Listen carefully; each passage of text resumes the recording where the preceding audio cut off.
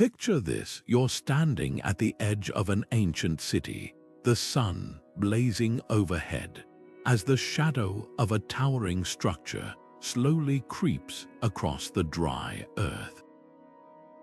To the untrained eye, it's just a play of light and darkness, but to the people who once called this place home, that shadow held a secret, a warning of droughts to come.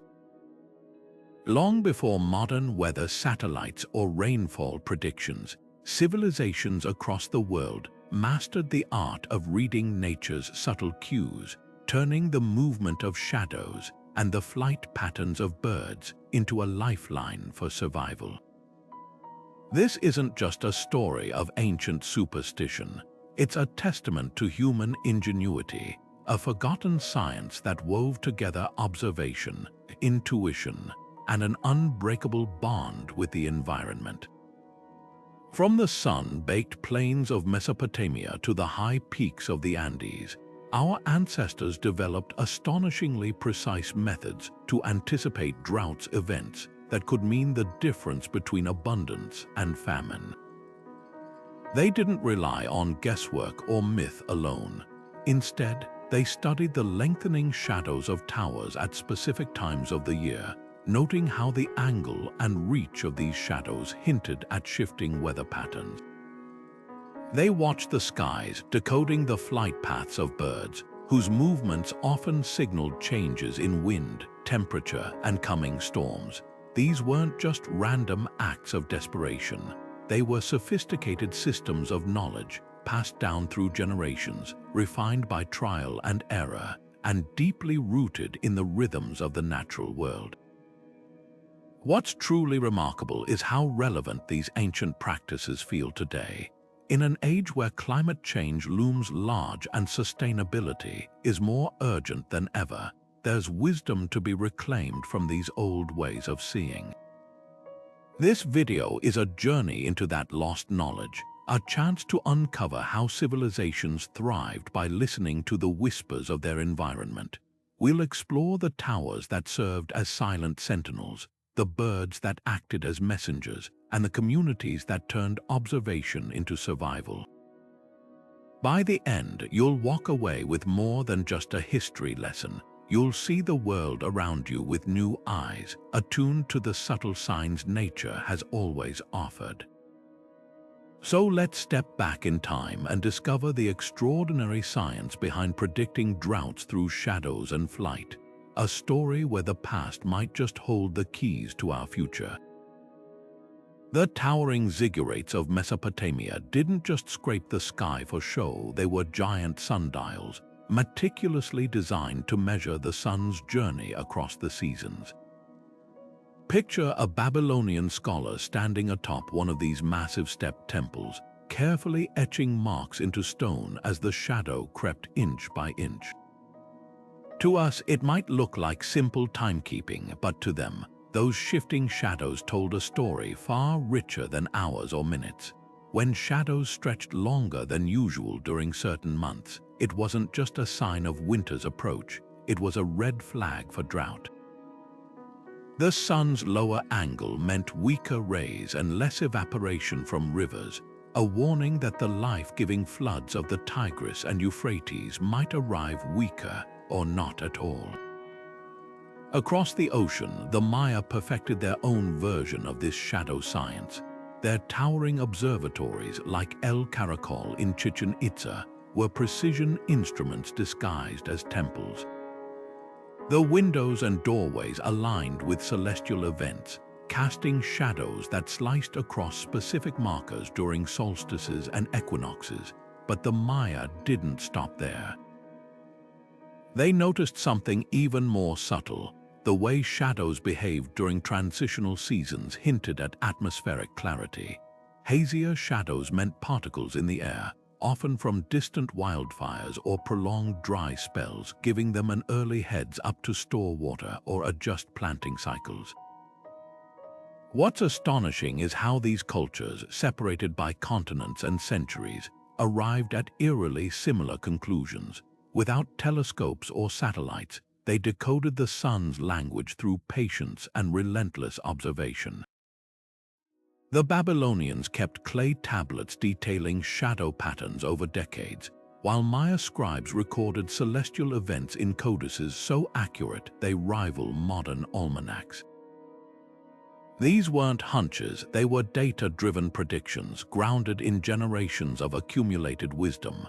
Yet shadows were only half the story. Just as crucial were the creatures that moved between earth and sky birds, whose flight patterns became living weather vanes for ancient societies. When certain species arrived early or vanished unexpectedly, it wasn't just migration, it was a message written in the wind. Birds didn't just fly, they spoke. To ancient cultures, their wings carried more than feathers. They bore urgent messages about the skies. Take the Nazca, etching their colossal geoglyphs into Peru's desert. While their art captivates us today, their survival depended on reading the condors circling overhead. When these massive birds descended to lower altitudes earlier than usual, it signaled a disruption in wind patterns, a telltale sign that rains might fail. The Nazca didn't need barometers, they had living ones in the sky. Similarly, halfway across the world, Chinese scholars meticulously recorded swallows darting closer to human settlements in unseasonable numbers. This wasn't random behavior. The birds were chasing dwindling insect populations, their tiny bodies reacting to the invisible drying of wetlands long before humans felt the first crack in the soil. What's striking is how these observations transcended culture and geography. In ancient Greece, Aristotle himself noted that cranes flying unusually high predicted storms, while their low, hurried flights hinted at prolonged dry spells. The connection wasn't mystical, it was ecological. Birds, exquisitely attuned to minute shifts in air pressure and humidity, became unwitting forecasters. Farmers from the Indus Valley to the American Southwest learned to scan the skies not just for rain clouds, but for the absence of certain species. If the quail failed to arrive by the usual date, or if finches abandoned their nests prematurely, it was time to dig deeper wells or ration stored grain. But the real genius lay in combining these avian clues with the silent language of shadows. Imagine a Mayan astronomer perched atop a pyramid at dawn, watching the first sliver of sunlight strike a carved marker. As the shadow aligned, his eyes would flick upward not just to the sun, but to the vultures riding thermal currents. If their circles tightened unusually early in the day, it meant rising hot air, a precursor to parched months ahead. The towers gave the when, the birds hinted at the how severe. This dual system created a redundancy, a way to cross-check nature's signals. Modern science now confirms what these ancients grasped intuitively. Birds detect infrasound, low-frequency waves produced by distant storms, and sense barometric changes through specialized ear structures. Their migratory routes shift decades before humans notice climate patterns altering. In a way, those old farmers and scholars were early biometeorologists, their methods a blend of empiricism and respect for nature's interconnectedness. Today, as we deploy satellites and supercomputers to predict droughts, there's humility in remembering that some of the most reliable forecasts once came from watching shadows crawl and birds turn against the wind. Ancient Egypt's priests didn't just build towering obelisks as monuments to their gods, they crafted the ancient world's most sophisticated weather stations. Picture the scene: atop a sunlit obelisk, a priest scans the horizon as the structure's shadow stretches toward a carved marker in the temple courtyard. But his gaze doesn't stop at the ground. He watches the ibises and kites swirling around the tower's peak, their movements as telling as the shadow beneath him. When the obelisk's shadow reached a certain length at dawn, and the birds clustered unusually close to the Nile's receding banks, it triggered a chain reaction. Storehouses were sealed, irrigation canals prioritized, and warnings dispatched downriver. This wasn't guesswork, it was a refined system where architecture and ecology converged into an early warning network.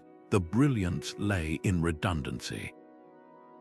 A lone shadow shift could mean many things: a cloudy day, an optical illusion. Birds acting out of season might just signal a local disturbance, but when both signals aligned, the conclusion was undeniable. The Egyptians even left us clues in the Rhind mathematical papyrus, where scribes noted how the angle of a tower's shadow combined with bird migration dates could predict Nile flood levels months in advance. They understood something profound: nature speaks in layers, and truth emerges when multiple voices agree.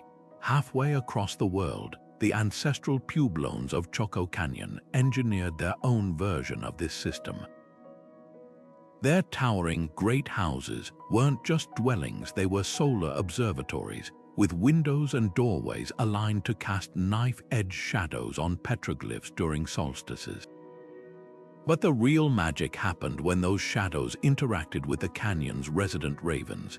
Puebloan elders taught that if the winter solstice shadow touched a specific spiral carving while ravens abandoned their cliffside nests early, a dry spring would follow.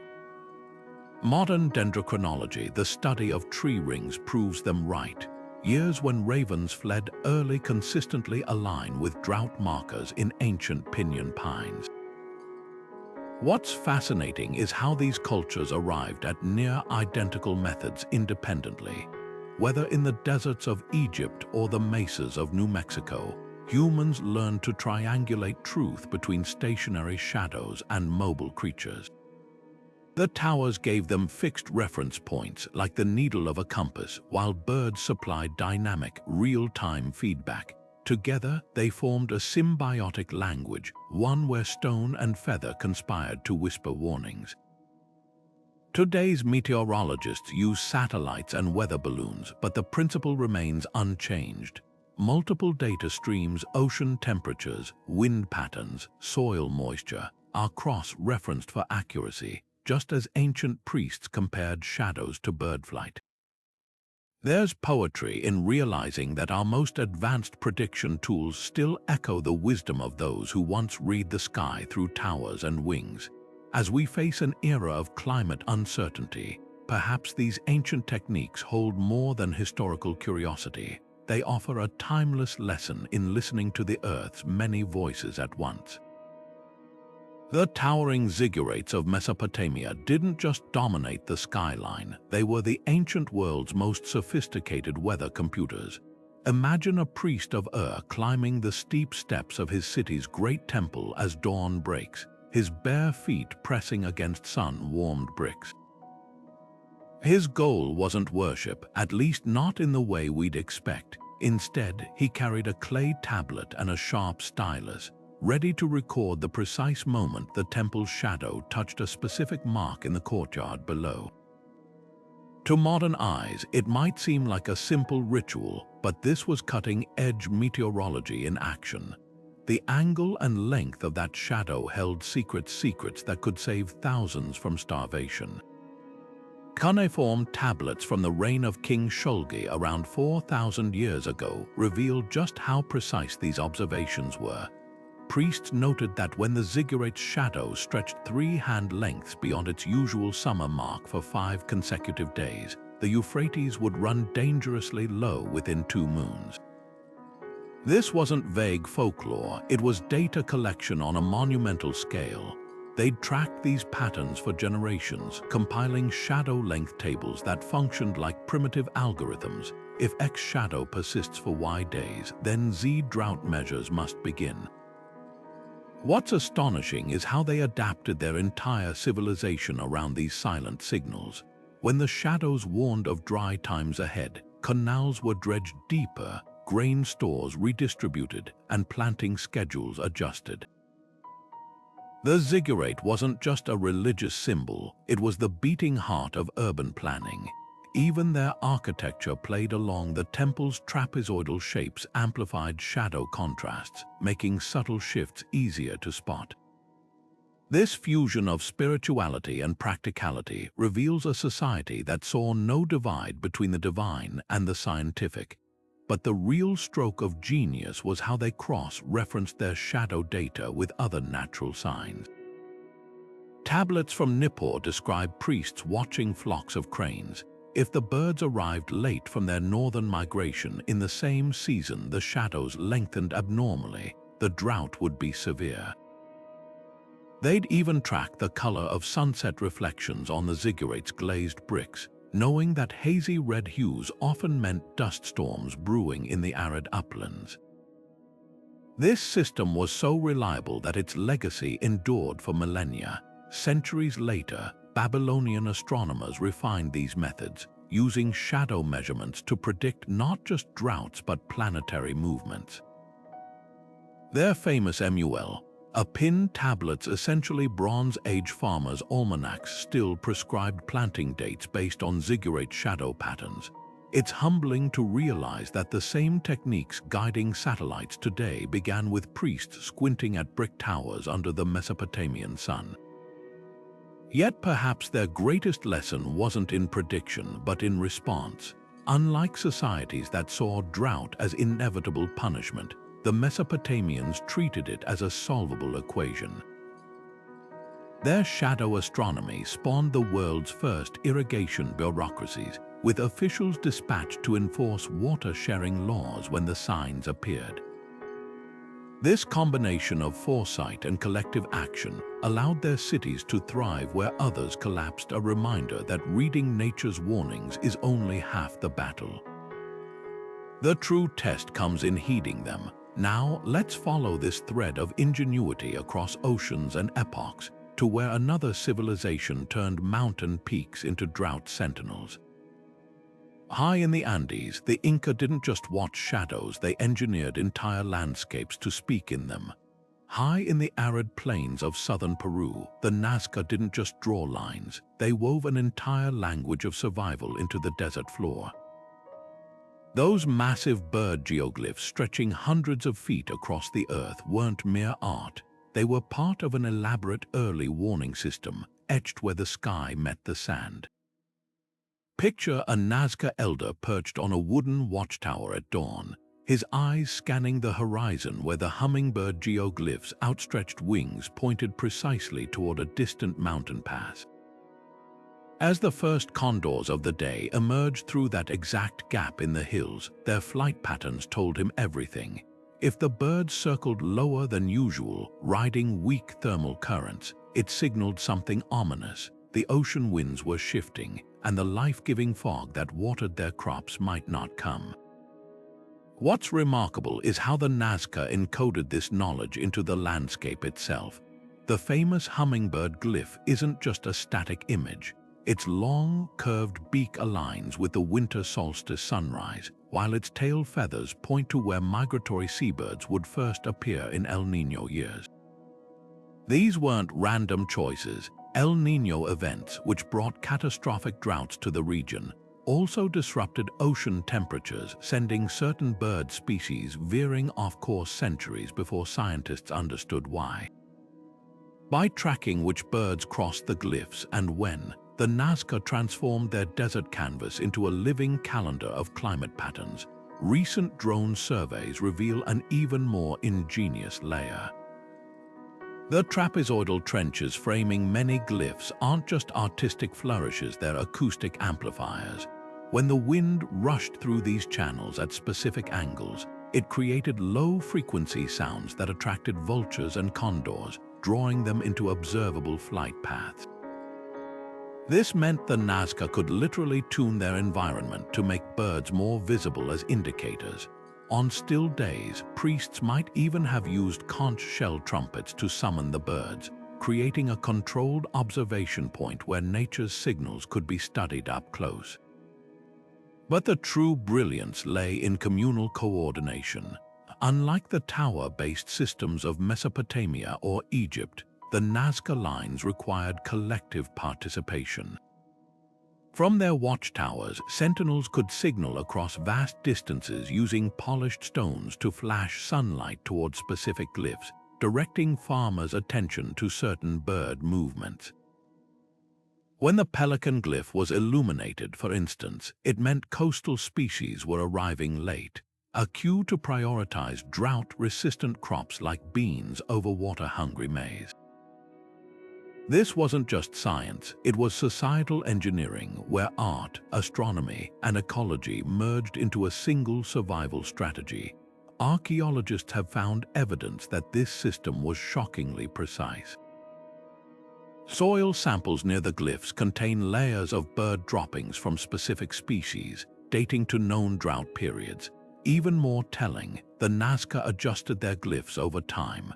The older condor figure has wings optimized for observing typical migration, while a later version's wingspan was elongated to track erratic El Niño-driven flights.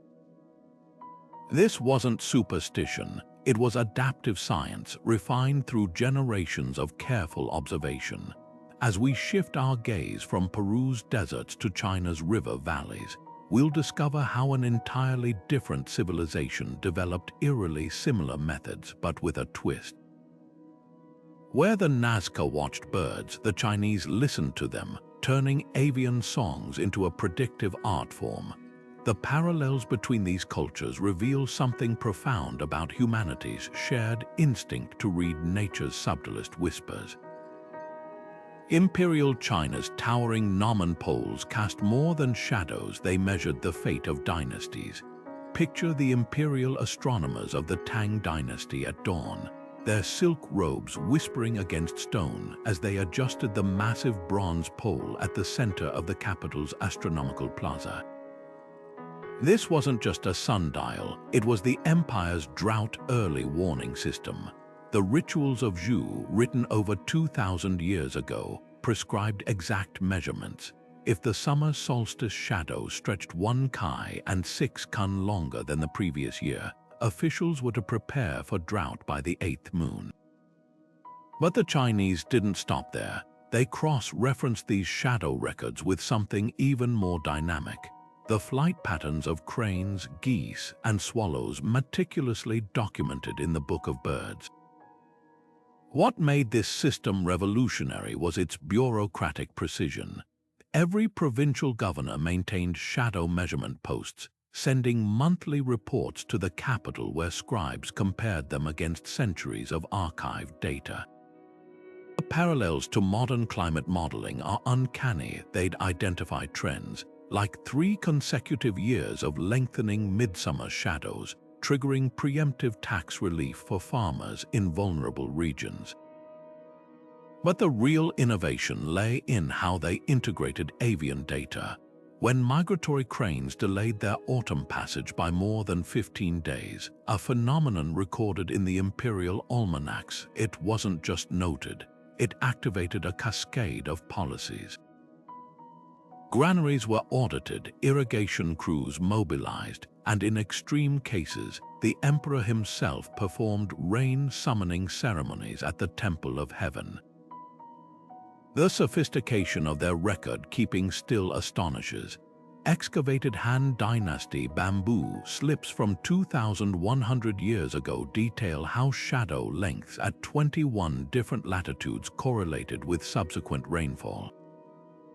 One slip from a frontier garrison warns that when the gnomon shadow exceeded certain measurements while local magpies abandoned their nests early, the garrison should expect a 70% drop in water sources. Modern meteorologists comparing these records with tree ring data found their accuracy rivaled 19th century European forecasts. Yet perhaps the most striking aspect was how these natural signs shaped statecraft. The Tang legal code mandated that county magistrates maintain bird observation logs alongside tax records. During the Song dynasty, the Ministry of Revenue adjusted grain storage quotas based on 3-year averages of shadow and migration data, an ancient form of climate-resilient planning. When Marco Polo marveled at China's granary system, he was witnessing the legacy of this shadow and feather forecasting tradition. The Chinese system's brilliance lay in its holistic view. While Mesopotamians focused on tower shadows and the Nazca on bird paths, Imperial astronomers synthesized both into a unified theory of environmental prediction. They noticed, for instance, that when gnomon shadows grew unusually long while certain warblers switched their perching patterns favoring south-facing branches, it indicated shifting wind currents presaging drought.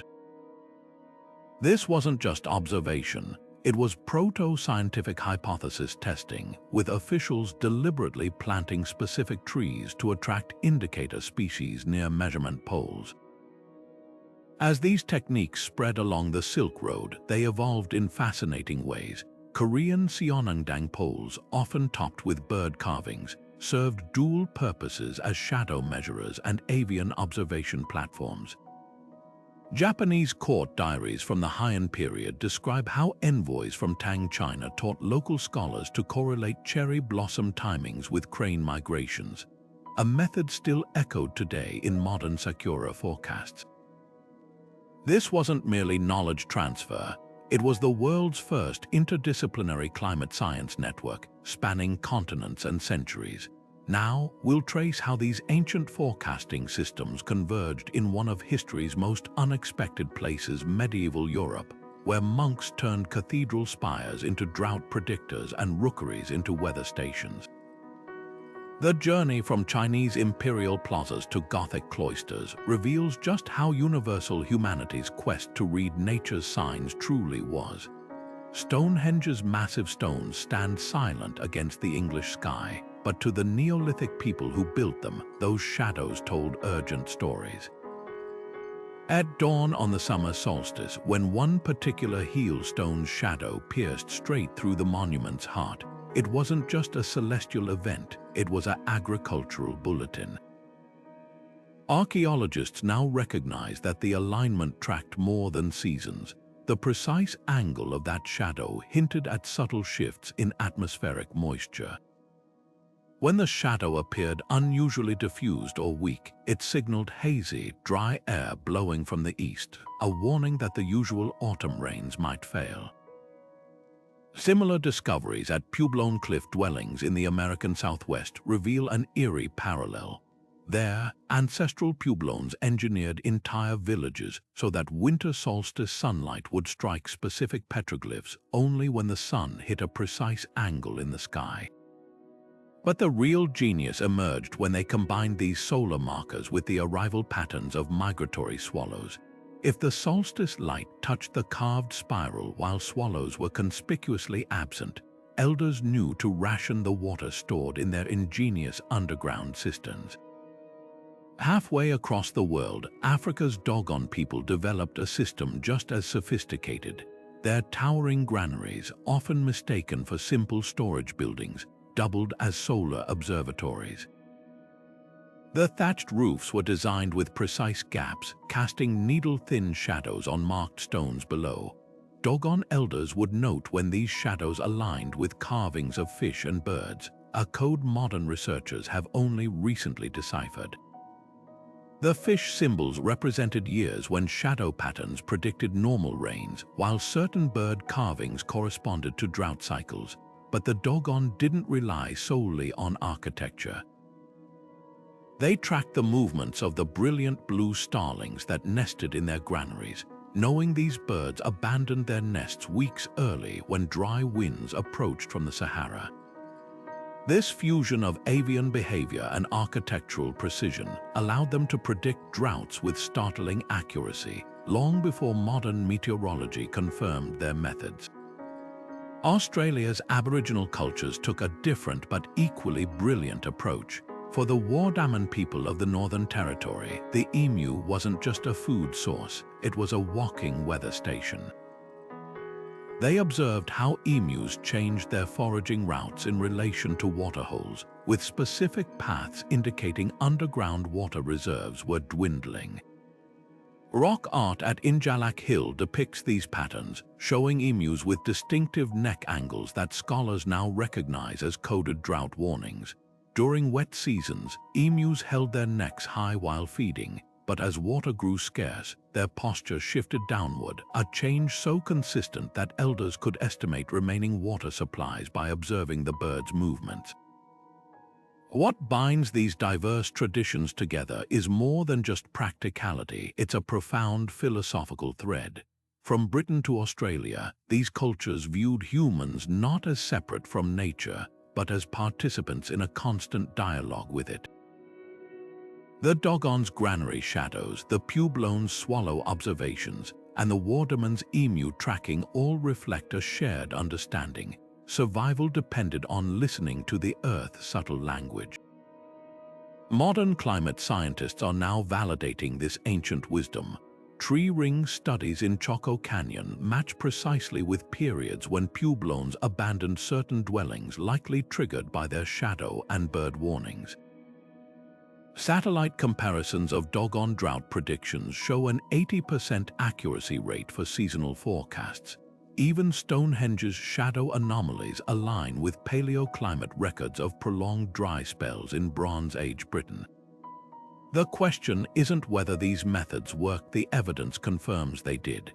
The real mystery is how cultures with no apparent contact arrived at such similar solutions. Did intuition guide them independently, or were there lost networks of knowledge exchange we've yet to uncover? A tantalizing clue comes from medieval Arabic texts describing African shadow towers remarkably like those in Dogon country, while Norse sagas mention solar markers used by the Sami people that functioned similarly to Puebloan designs.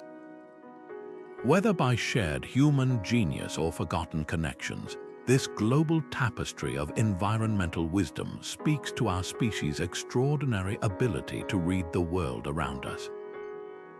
Now let's put these ancient forecasting skills to the test. How accurate were they compared to modern science, and what can we learn from their successes and occasional failures? The answers might surprise you. It turns out those ancient skywatchers knew exactly what they were doing. Modern researchers armed with satellite data and climate models have put these age-old techniques to the test, and the results are startling. Take those Babylonian zigurate shadows we discussed earlier. When archaeologists compared 3,000-year-old shadow length records with tree ring drought indicators from the same period, they found the correlation wasn't just coincidence.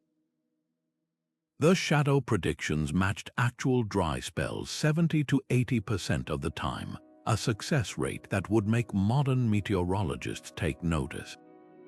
But here's where it gets fascinating. It wasn't just about the shadows alone. Studies of Maya codices show their priests achieved even higher accuracy, around 85%, when combining tower observations with bird behavior.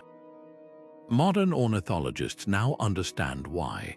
Birds detect minute atmospheric changes we can't perceive, from infrasound vibrations of distant storms to subtle shifts in the Earth's magnetic field.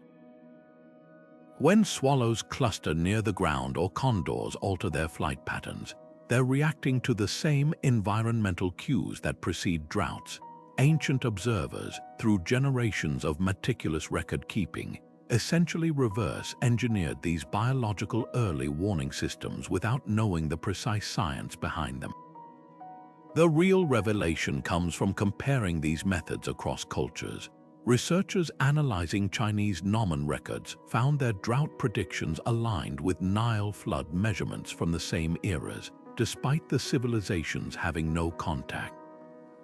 This suggests they were all tapping into universal climate patterns, just through different observational lenses, the Inca's mountaintop shadow markers.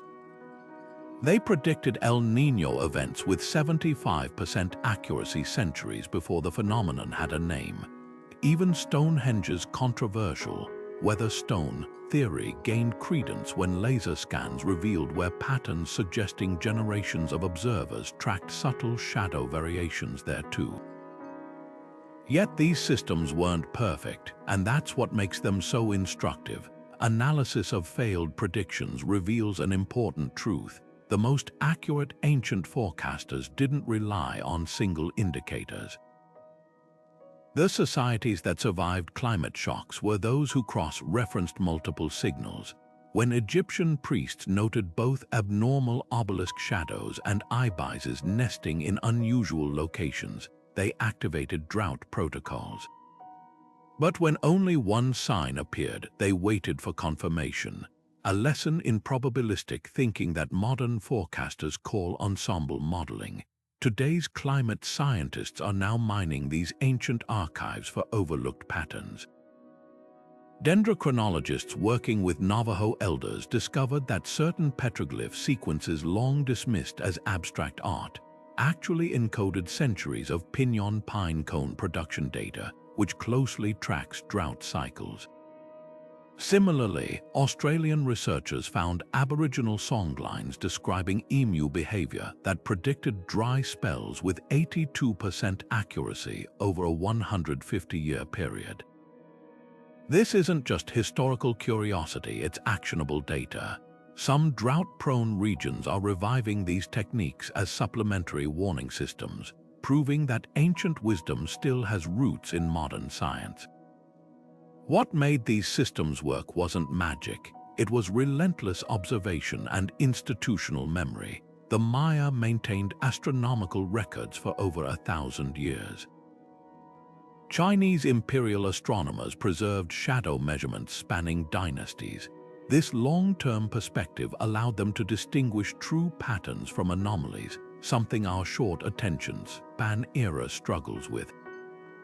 As one climatologist studying Dogon methods noted, they weren't predicting weather, they were tracking climate with generations acting as living data points. The rituals surrounding these practices weren't mere superstition either. The elaborate ceremonies performed when shadows reached critical markers or certain birds appeared served a vital function. They cemented the knowledge into cultural memory. A Babylonian child might not understand shadow angles, but he'd remember the drought dances performed when the Zigurates shadow touched the third marker. These traditions transformed abstract observations into visceral community knowledge, ensuring survival techniques outlasted individual lifetimes. Rituals transformed drought prediction from mere observation into a sacred covenant between people and the forces of nature.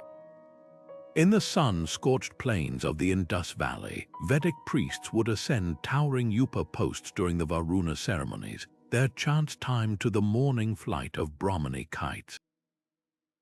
To the untrained observer, it might have appeared purely spiritual, but hidden in the hymns were precise instructions.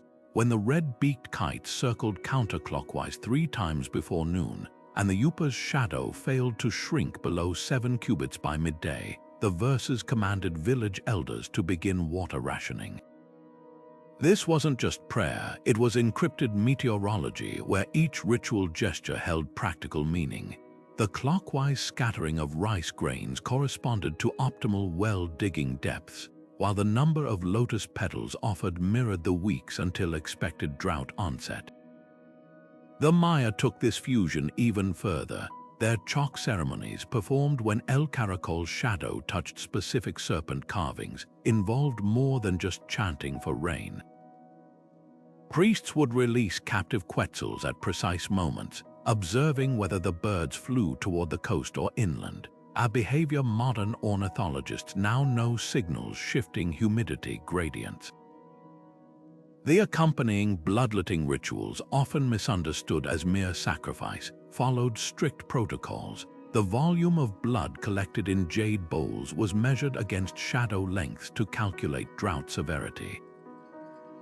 These were not arbitrary acts, but calibrated responses refined over centuries.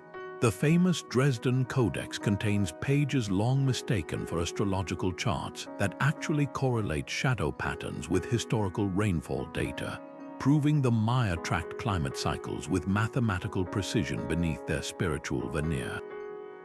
What's striking is how these rituals serve dual purposes. The vibrant costumes, rhythmic dances, and communal feasting that accompanied drought predictions weren't just for show, they were mnemonic devices.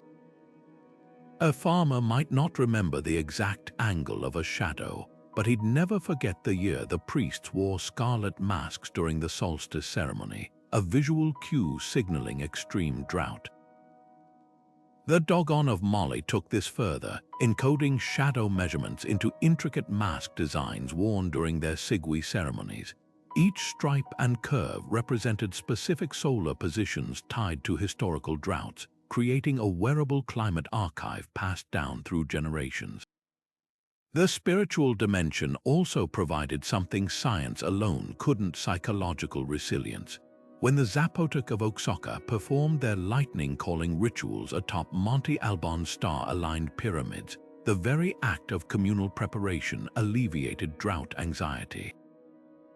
Modern studies show such rituals lower cortisol levels in farming communities facing climate stress.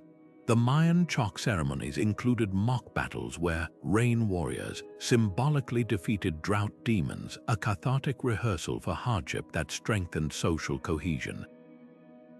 Even the positioning of ritual objects held meaning.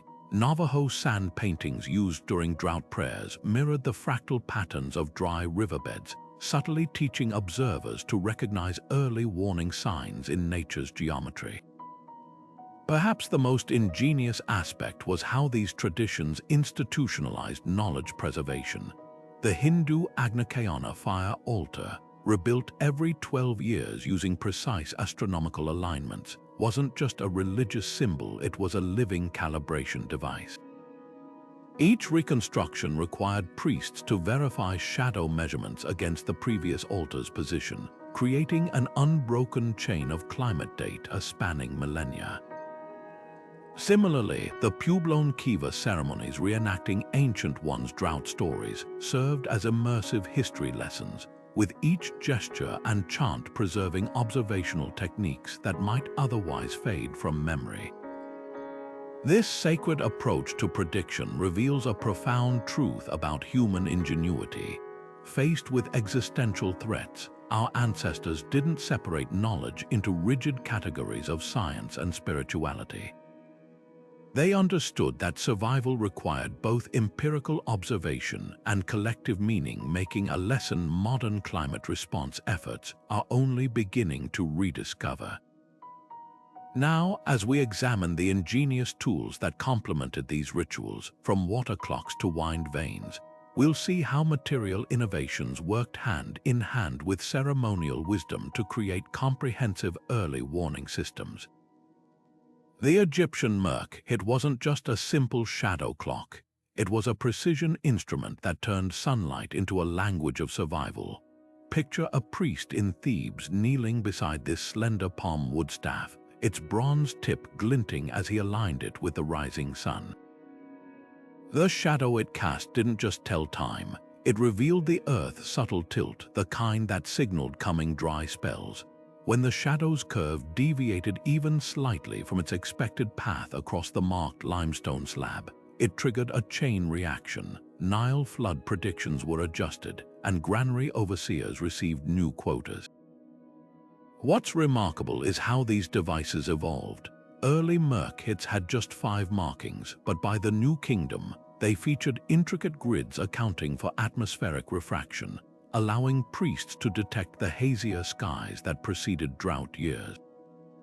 Across the ocean, the Inca engineered their own shadow-tracking marvels, the Saywas. These unassuming stone columns dotting the Andes might look like mere boundary markers, but their true purpose was far more sophisticated. On the high plains near Lake Titicaca, Saywas were arranged in precise arrays to create shadow intersections during key solar events. When the winter solstice shadow of one stone perfectly bisected the next, it didn't just mark the year's shortest day, it started a countdown.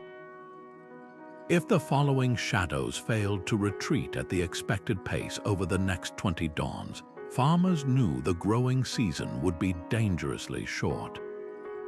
Recent LIDAR scans reveal these stones were often paired with underground aqueducts, creating a hydraulic feedback system where shadow data directly controlled water distribution. But shadows alone couldn't tell the whole story. That's where inventions like the Greek clepsydra came in: water clocks that measured time through the steady drip of liquid from one vessel to another. While most associate them with courtroom speeches, their role in climate tracking was profound. Athenian astronomers noticed something curious. On nights when the clepsydra's flow slowed unexpectedly, despite proper maintenance, it often signaled unusual humidity drops, a precursor to drought. The explanation, lower nighttime humidity caused faster evaporation from the clay vessels, subtly altering the water's flow rate. By recording these anomalies alongside shadow data from their sundials, they created the Mediterranean's first 24-hour drought monitoring system. The real genius lay in how these tools complemented each other. In Alexandria, scholars combined Merkit-style shadow boards with clepsydras to track both solar and lunar cycles, noting how certain alignments correlated with Nile flood failures. Their findings were etched into the famous Tower of the Winds, where 8 sundials faced different compass points, each calibrated to detect regional atmospheric variations. When shadows on the northeast face lingered too long during summer months, it indicated dry winds from the Arabian Peninsula, a pattern modern meteorologists now recognize as an early warning for multi-year droughts. What's striking is how these innovations emerged independently yet converged on similar principles. From the water clocks of Babylon's Zigurate priests to the monsoon predicting nadavallayas of medieval India, civilizations kept rediscovering the same truth, that nature's patterns reveal themselves through persistent, multi-angled observation. These weren't just tools, they were bridges between human ingenuity and environmental wisdom. As we turn now to the brilliant minds behind these systems, prepare to meet the unsung heroes who transformed shadows and water drops into the weather forecasts of antiquity. The name Kidanu might not appear in modern astronomy textbooks, but 25 centuries ago, this Babylonian scholar was decoding climate patterns with a precision that would impress today's scientists. Clay tablets from the Library of Ashurbanipal reveal his groundbreaking discovery, a repeating 18-year cycle where zigurate shadows lengthened abnormally, each episode coinciding with catastrophic droughts. What makes Kidanu extraordinary wasn't just his observation, but his methodology. He didn't rely on isolated incidents. He cross-referenced shadow data with cuneiform records of bird migrations, river levels, and even the price fluctuations of barley, creating what may be history's first integrated climate model. His work was so revered that later astronomers referred to the 18-year pattern simply as Kidanu's shadow, a term still found on Seleucid-era star charts. Half a world away, Zhang Heng was revolutionizing Chinese environmental science in equally profound ways. While best known for inventing the seismoscope, this Han Dynasty polymath secretly devoted decades to mapping swallow migrations onto silk climate scrolls. His magnum opus, the Avian Almanac, correlated specific flight formations with coming droughts, noting, for instance, that swallows flying in arrowhead patterns pointed toward dry winds when observed alongside abnormal Nomen shadows. But Zhang's genius lay in democratizing this knowledge. He designed the world's first public shadow measurement stations, installing bronze nomens in every provincial capital with instructions engraved in plain language. Suddenly, farmers could access imperial-grade climate predictions, an innovation that stabilized food supplies for generations. These pioneers shared a crucial trait. They transformed folk wisdom into systematic knowledge. Kidanu didn't invent shadow reading, he inherited it from generations of temple priests. But where others saw omens, he saw patterns, compiling shadow tables so precise they predicted the drought that nearly toppled Nebuchadnezzar's reign. Similarly, Zhang's bird charts built upon ancient shamanic traditions, yet his rigorous documentation recording wingbeat frequencies, flock densities, and altitude variations elevated casual observation into proto-ornithology. Their legacies shatter the myth that ancient science was purely anecdotal. The cuneiform tablets of Kidinu's school reveal correction marks where apprentices fixed calculation errors, while Zhang's notebooks show him debating margin notes with female scholars like Ban Zhao, proving these were collaborative, peer-reviewed endeavors. What's often overlooked is how gender roles shaped this knowledge. While male figures like Kidinu and Zhang dominate historical records, the reality was more nuanced. In Mesopotamia, the Nadatu priestesses of Sippar maintained parallel shadow archives, their observations of Ishtar's temple forming a secret women's climate tradition.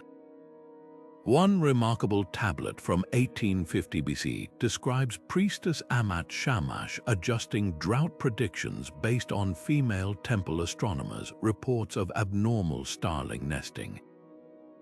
Similarly, Chinese court documents reveal that Zhang Heng's migration maps relied heavily on data from frontier garrison towns, where soldiers' wives kept meticulous bird arrival logs as part of their textile duties, tracking feather colors that signaled wind shifts. The Maya took this integration further. While male astronomers monitored El Caracol's shadows, female scribes like Lady Kaable of the Snake Dynasty recorded hummingbird behaviors in the Dresden Codex, noting how their feeding frenzies preceded dry spells. Modern epigraphers recently deciphered glyphs showing these noblewomen trained female attendants to monitor specific flower species. When blossoms withered without hummingbird visits, it triggered water rationing protocols. This wasn't casual observation. It was a gendered division of scientific labor, with women tracking biological indicators while men focused on celestial ones. These forgotten contributors force us to reconsider ancient science's social dimensions. The Babylonian Nadatu couldn't join Kidinu's academy, yet their shadow records were smuggled into royal archives under male pseudonyms. Chinese garrison wives lacked formal titles, but their bird logs shaped imperial policy. Perhaps the greatest lesson from these scholars isn't just their environmental insights, but their determination to systematize knowledge against all constraints, whether technological limitations or social barriers. As modern climatologists now grapple with merging satellite data with indigenous wisdom, they're unknowingly walking paths first blazed by these pioneers who understood that survival depends on every available perspective, from towering Zigurates to the flight of a single swallow. While male scholars like Kidinu and Zhang Heng dominate historical records, ancient drought prediction relied equally on women's expertise, often hidden in plain sight. Take the Intu priestesses of Babylon, who weren't just ceremonial figures but master archivists of shadow science. Cuneiform tablets from the Temple of reveal their meticulous process. Each morning, a priestess would stand at the Zigurate's base, using her own body as a measurement tool. The span of her outstretched arms became a living ruler. If the shadow reached from fingertips to elbow by midday, it signaled normal conditions, but stretching to the shoulder meant drought protocols were activated. These women didn't just record data, they cross-referenced it with lunar cycles and the nesting habits of temple doves, creating layered forecasts that guided entire city-states.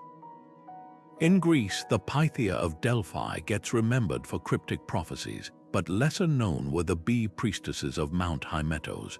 While harvesting honey, they observed how bees altered flight paths before dry spells, clustering eastward when winds shifted toward arid Anatolia. Their almanacs, inscribed on beeswax tablets, correlated these patterns with the shadow lengths of Athena's temple columns.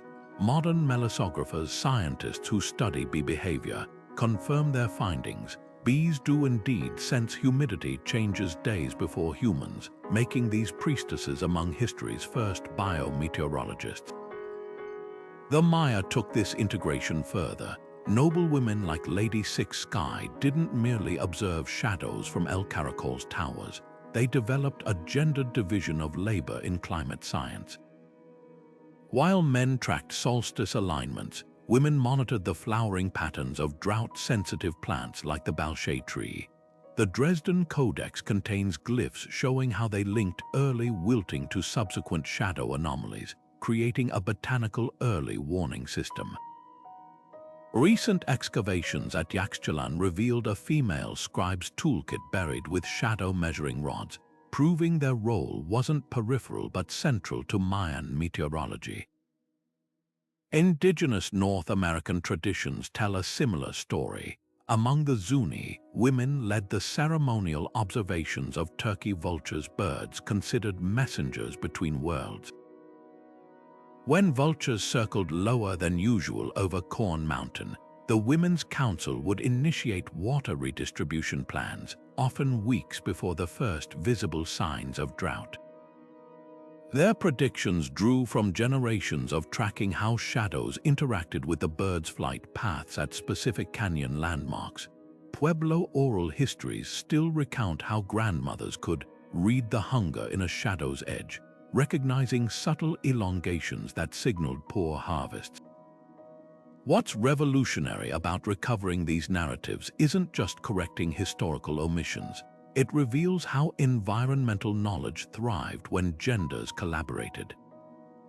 The Babylonian Intu worked alongside male astronomers, comparing temple shadow records with star charts. Mayan noblewomen like Lady Kayabul hosted scholarly salons where male architects and female botanists jointly designed drought-resilient cities. Even the Greek bee priestesses shared findings with male philosophers. Aristotle's notes on weather signs directly quote their wax tablet almanacs. This cross-gendered approach produced astonishing accuracy. Analysis of Zuni turkey vulture predictions shows an 85% correlation with tree ring drought records. The Intu's shadow arm measurements align perfectly with modern calculations of solar radiation dips preceding dry periods. Yet, as centralized scientific institutions emerged in later centuries, these collaborative models fractured. The rise of male-dominated academies in Alexandria and Baghdad systematized knowledge but often excluded women's observational traditions. Mayan female scribes vanished from records after the classic collapse, and the bee priestesses' apiaries were destroyed during Roman conquests. The loss wasn't just about equality. It erased entire dimensions of environmental understanding. Where patriarchal systems favored abstract calculations, women's knowledge tended toward embodied, holistic methods. The Intu didn't just measure shadows, they felt them, using their own limbs as instruments. The Zuni women didn't merely record vulture flights, they wove them into stories that encoded survival strategies for generations. This wasn't superstition versus science. It was complementary ways of knowing that, when combined, created resilient societies.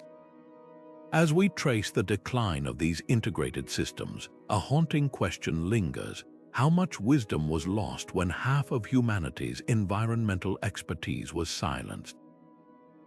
The answer might lie not in dusty archives, but in the quiet resurgence of these traditions today. From female climatologists reviving Maya botanical indicators to indigenous women leading modern drought mitigation projects. Their work isn't just recovery, it's a reminder that the best predictions come when all observers have a voice. The towers still stand, their shadows creeping across the same stones as they did centuries ago, but the eyes that once read them are gone. The decline of shadow and bird forecasting wasn't a failure of the methods themselves. In many cases, these systems predicted droughts with startling accuracy right up until the moment they vanished. The real culprits were forces far larger: the steam-powered plows of industrialization that reshaped farmland into geometric grids, leaving no space for observation towers; the colonial administrators who dismissed indigenous knowledge as superstition while imposing European farming models on deserts and jungles alike.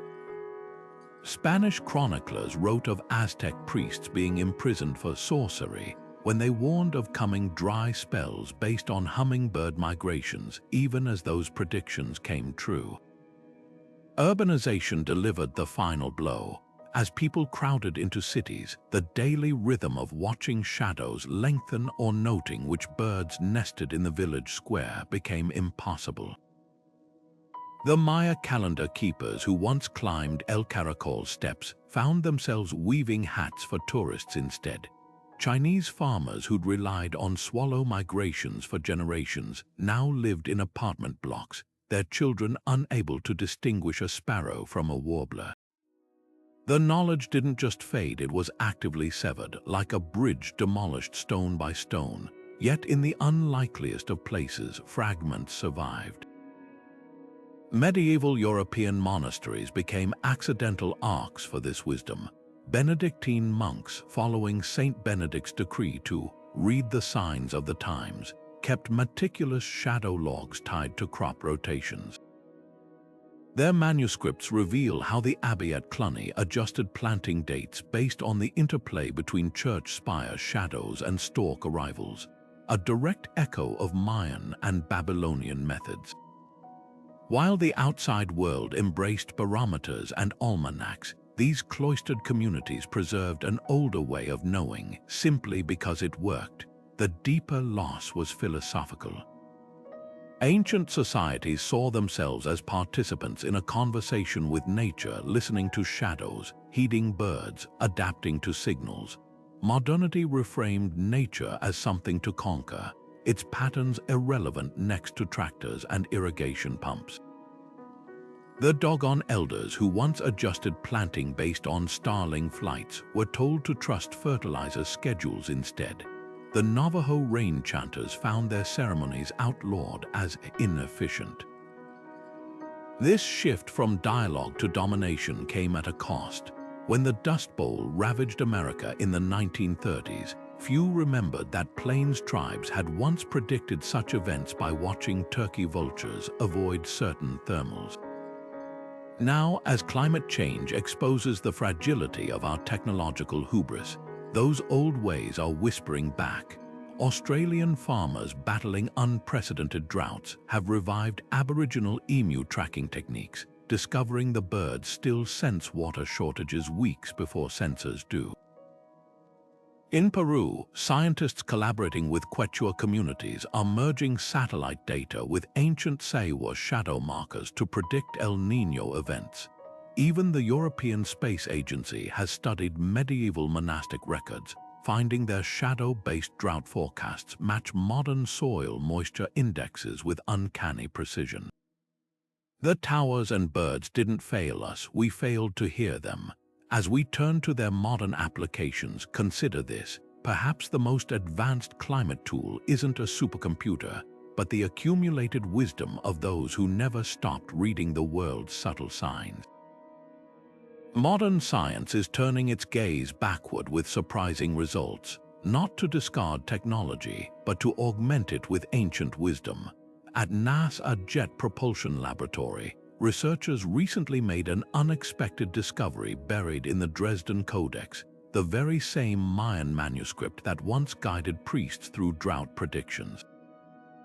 Hidden within its intricate glyphs were shadow algorithms so precise that when fed into climate models, they improved drought forecasts by nearly 15% in Central America. The key wasn't just the Mayan celestial math, it was their holistic approach. Unlike modern systems that isolate variables like soil moisture or temperature, the Mayan method treated shadows, bird behavior, and plant cycles as interconnected strands of a single ecological web. Scientists are now calling this systems forecasting, and it's revolutionizing how we predict climate extremes. Meanwhile, halfway across the globe in Ethiopia's Tigray region, farmers facing consecutive failed harvests have resurrected a practice unseen for centuries: tower shadow monitoring. Using the ruins of ancient Aksumite obelisks as natural sundials, they've documented how the structure's shadows now stretch further and linger longer than local oral histories describe. But here's where it gets groundbreaking. They're not abandoning technology. Instead, they're uploading shadow measurements to a community app that cross-references them with satellite rainfall data. The results speak for themselves. Villages using this hybrid system detected a coming drought 6 weeks earlier than government alerts, buying precious time to implement water-sharing systems and drought-resistant planting. Ecologists are witnessing similar revelations in the field. The Cornell Lab of Ornithology recently published a startling finding. Migratory birds are adjusting their routes decades faster than climate models predicted. By combining indigenous knowledge like the Diné Navajo tradition of tracking swallows' nest heights with GPS tagging, researchers discovered birds sense atmospheric changes invisible to instruments. A robin migrating through Pennsylvania, for instance, might alter its flight path months before a drought appears on radar, responding to subtle shifts in air pressure and soil vibrations. This isn't just curiosity, it's actionable intelligence. California's wildfire prevention teams now incorporate raven movement patterns into their early warning systems after observing that the birds avoid areas where dry winds are priming the landscape for fires. The emerging field of ethnometeorology bridges these worlds. At the University of Arizona, climatologists work side by side with Hopi elders to decode petroglyphs that record centuries of drought cycles. What seemed like abstract spirals and animal figures are now recognized as sophisticated climate logs. A single petroglyph might encode everything from shadow lengths during solar eclipses to the arrival dates of certain butterflies before dry spells. The real breakthrough came when researchers realized these carvings correspond to atmospheric river patterns still relevant today. It's a humbling reminder that our ancestors didn't just observe nature, they conversed with it, compiling multi-generational datasets that modern science is only beginning to appreciate. Perhaps the most profound impact lies in cost-effective solutions for vulnerable communities. In rural India, where expensive weather stations are scarce, farmers have revived a 2,000-year-old Chola dynasty technique, monitoring the shadow patterns of temple gopurams towering gateways. By noting when shadows miss traditional markers, a phenomenon locals call the hungry shadow, they've reduced crop losses by nearly 40%. UNESCO now recognizes these temples as living climate observatories, while MIT engineers study their designs for passive cooling systems in modern architecture. From the Andes to the outback, this revival isn't nostalgia, it's resilience. When Mongolian herders combine satellite phones with traditional methods of reading lichen growth on sacred stones to predict dry spells, they're not choosing between past and present.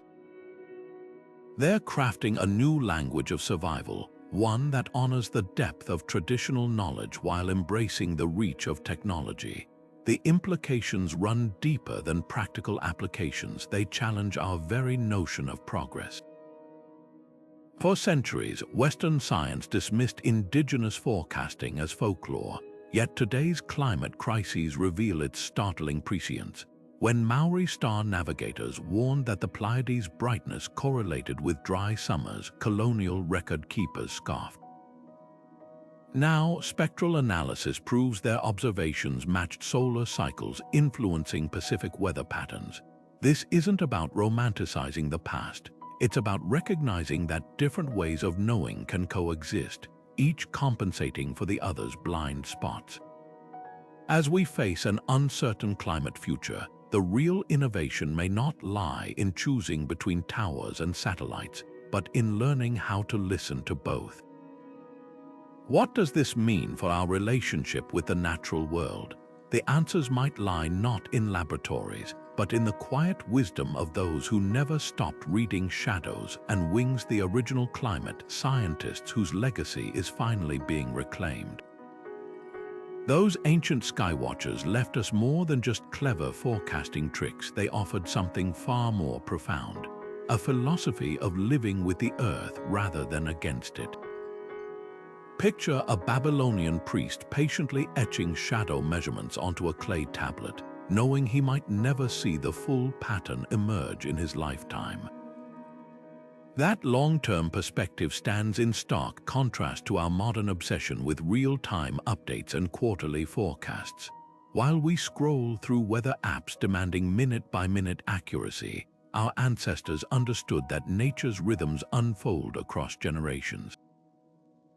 Their towers weren't just instruments, they were bridges between past and future, each shadow a stitch in a tapestry of collective memory. What made their approach revolutionary wasn't just patience, it was their refusal to silo knowledge.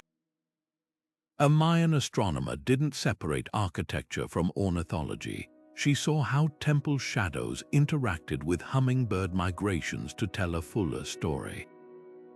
This interdisciplinary lens mirrors today's most cutting-edge science, where ecologists collaborate with AI specialists and indigenous elders to model climate systems. The Dogon granaries that doubled as solar observatories, they were early examples of what we now call multipurpose infrastructure, buildings designed to serve spiritual, practical, and scientific needs simultaneously. In an age of specialization, we're rediscovering the power of this blended thinking, whether it's urban planners studying termite mounds for cooling solutions or doctors researching forest sounds for healing therapies. Yet the most humbling lesson lies in how these cultures embraced uncertainty.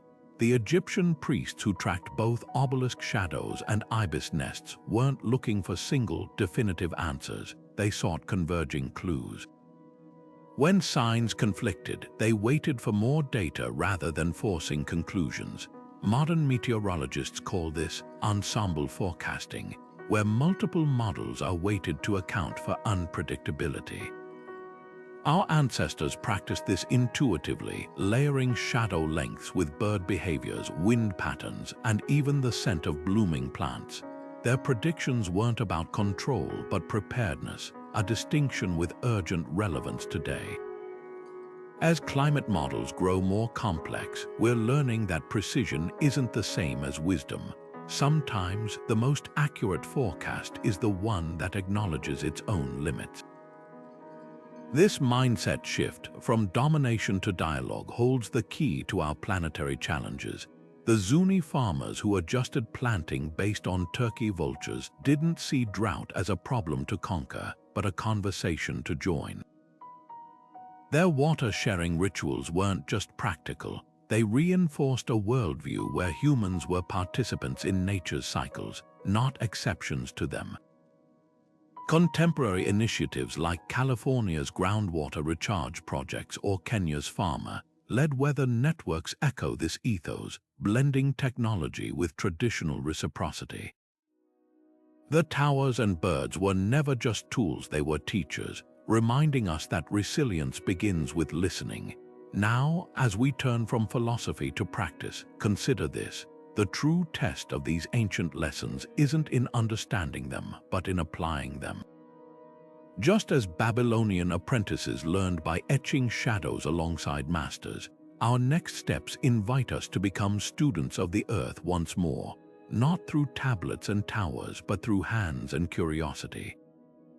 The experiments that follow aren't recreations of the past.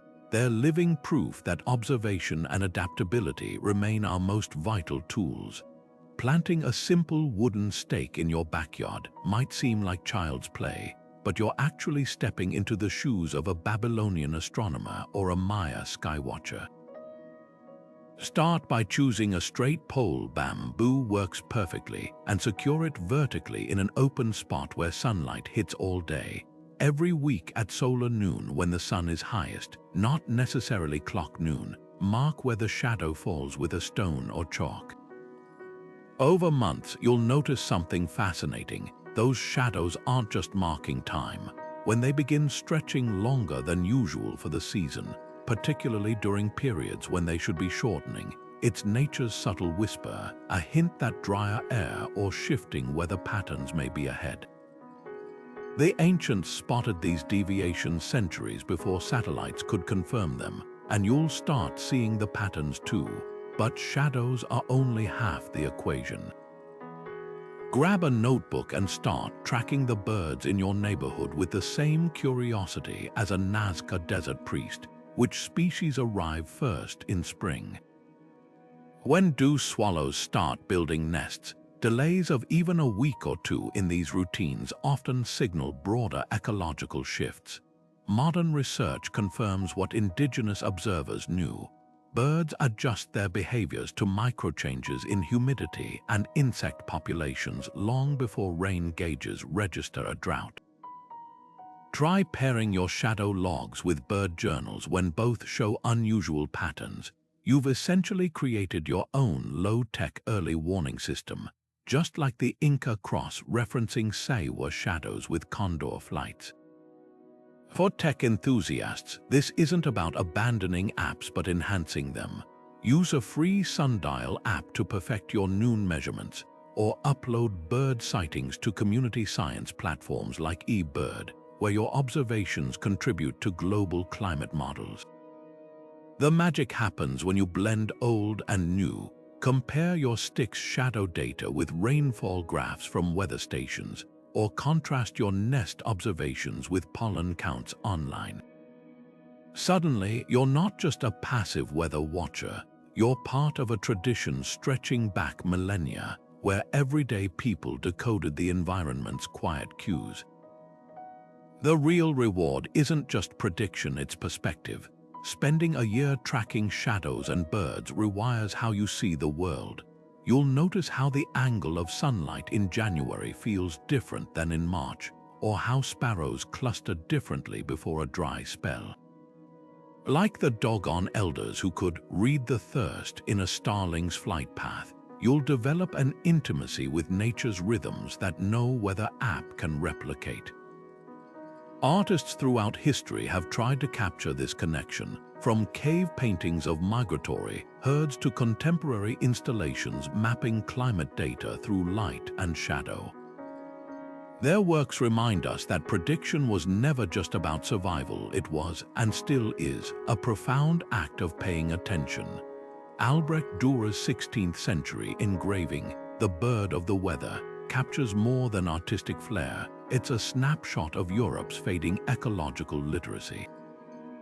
In intricate detail, the work depicts a stork mid-flight, its wings angled sharply downward, a visual code Renaissance farmers knew signaled approaching dry winds.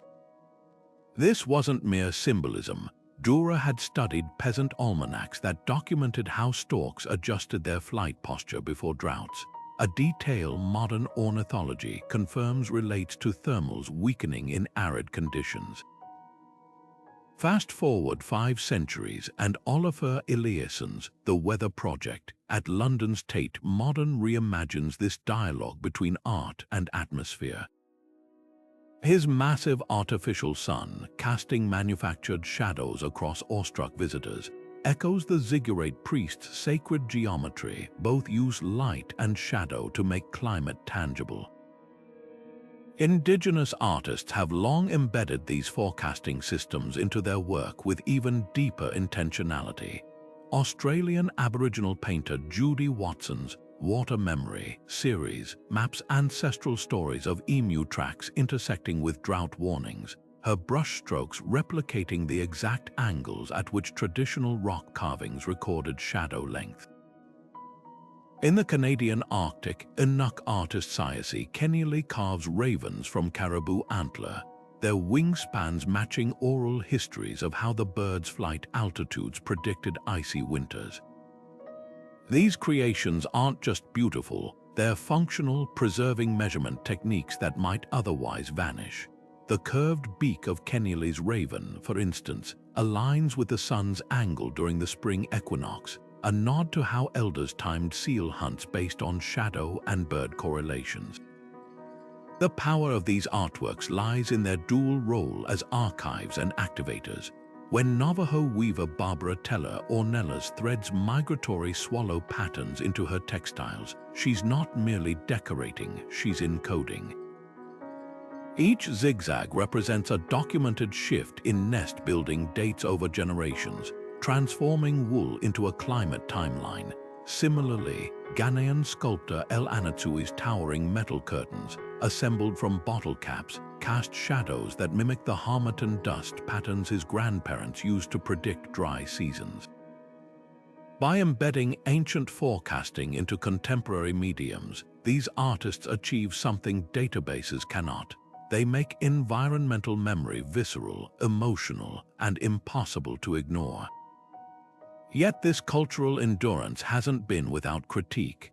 Some scholars argue romanticizing these methods risks overlooking their limitations. After all, no shadow prediction could have anticipated the unprecedented droughts of today's climate crisis. Others note that art's interpretive nature sometimes obscures the precise scientific rigor behind original systems. When Maya astronomical symbols become abstract motifs in globalized designs, the exact shadow angles or avian behaviors they encoded may get lost in translation. Even Eliasson's celebrated installations, for all their wonder, can't replicate the life or death urgency that once accompanied a Babylonian priest's shadow measurements. The most nuanced criticism comes from indigenous knowledge keepers themselves.